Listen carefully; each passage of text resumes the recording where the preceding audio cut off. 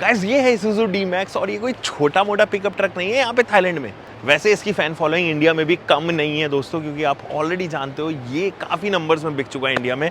And इतने ज़्यादा after sale services ना होने की वजह से भी Isuzu D-Max एक ऐसा प्रोडक्ट रहा है लोगों के पास में जिन्होंने इसको काफ़ी पसंद किया है। MU-X जो कि इनका फुल साइज SUV है, उसके ऊपर बेस्ड D-Max का ये पिकअप ट्रक कैसा है, let's find out in the video. आप अगर चैनल पे पहली बार हो तो definitely make sure to give a thumbs up. चलिए स्टार्ट करते हैं।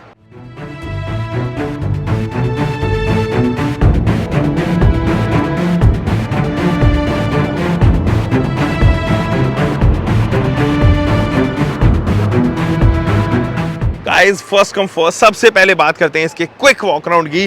देखो देखने में काफ़ी हद तक आपको MU-X न्यू जनरेशन जैसा ही लगेगा। ये इंडिया में एग्जिस्टिंग प्लेटफॉर्म जिस पे वो आया करता था, V-Max G-Cross जिसको कहते थे, लगभग वैसा ही प्लेटफॉर्म है। उसमें थोड़ा बहुत जो है वो ट्वीक किया है यहाँ पर कंपनी ने। लेकिन just look at the front profile भाई, ये बहुत बिजी एंगेजिंग डिज़ाइन रखा गया है। बहुत सारे कट्स एंड कर्व्स है इसकी बॉडी में। एंड भाई ये जो हेडलाइट यूनिट के ऊपर जो ट्रीटमेंट दी है ना, ये तो भाई सच में बहुत सेटिस्फैक्ट्री है। यहाँ पे आप जो है वो DRL देखो, ऊपर वाले वो बाई फंक्शनल DRLs है, उनके 3 स्लैंट्स नीचे नीचे जो है वो छोटे छोटे दिए गए हैं। बीच में जो है वो आपके पास प्रोजेक्टेड हेडलाइट सेटअप है।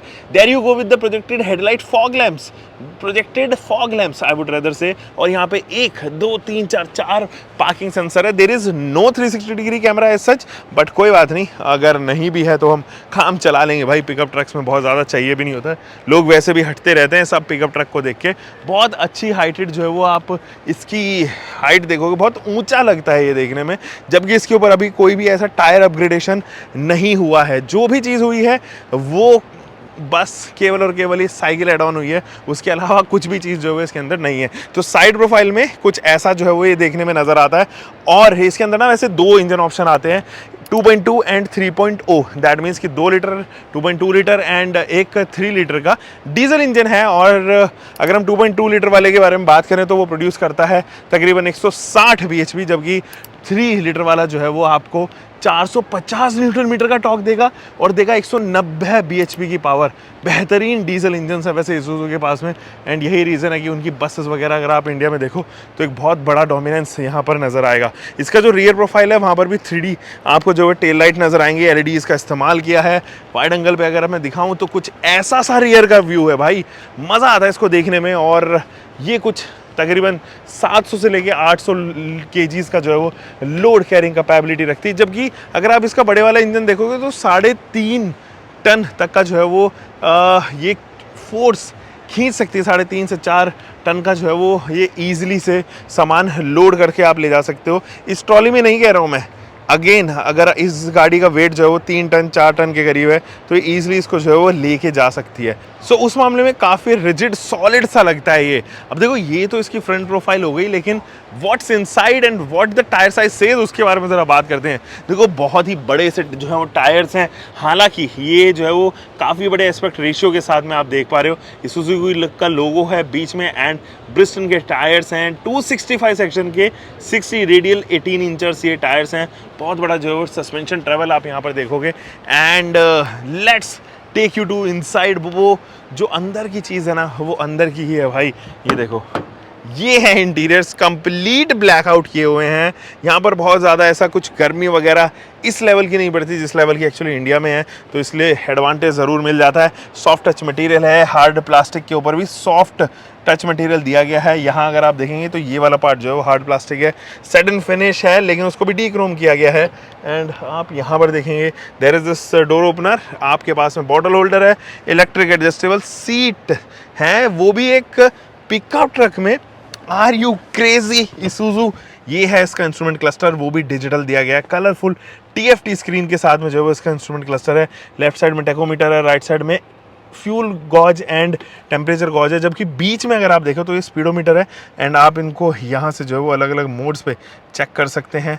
There you go. अभी मेरे ख्याल में दरवाज़ा खुला हुआ है इसलिए ऑपरेट नहीं हो रहा है, बट आप यहाँ से जो है वो इंफोटेनमेंट सिस्टम को एक्सेस कर सकते हैं। इसको अभी फिलहाल बंद करते हैं। ये कुछ इन्फोटेनमेंट सिस्टम है, बहुत छोटी स्क्रीन है, 8 इंचेस के करीब की जो है वो स्क्रीन है।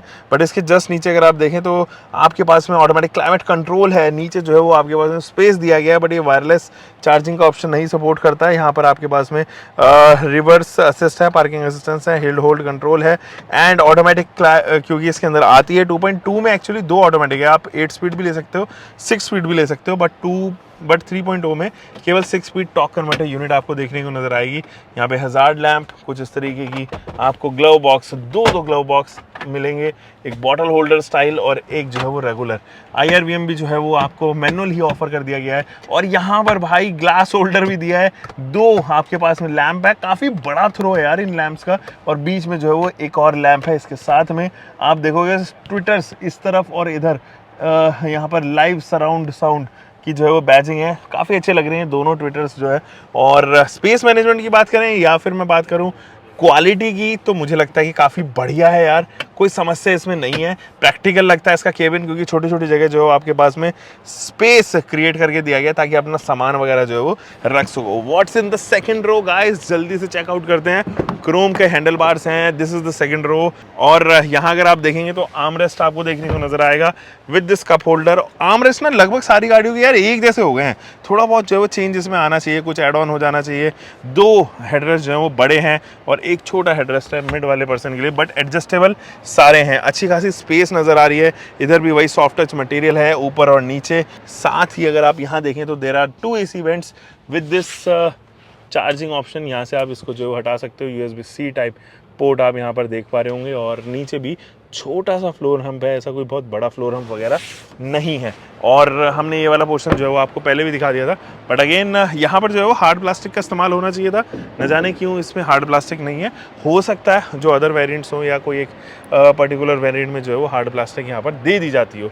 और फिलहाल तो दोस्तों इस वीडियो में तो इतना ही। और ये अगर इंडिया में आता है तो डेफिनेटली आप समझो कि लोग थोड़ा क्रेजी तो ज़रूर हो जाते हैं, क्योंकि जब Isuzu D-Max V-Cross आया था इंडिया में तब लोगों ने उसको बहुत पसंद किया था, इंस्पाइट ये जानते हुए कि इसकी resale value and after services में बहुत ज़्यादा एडवांटेज नहीं मिलने वाला है जब भी लोगों ने जो है वो उस ट्रक को यहाँ पर ख़रीदा था।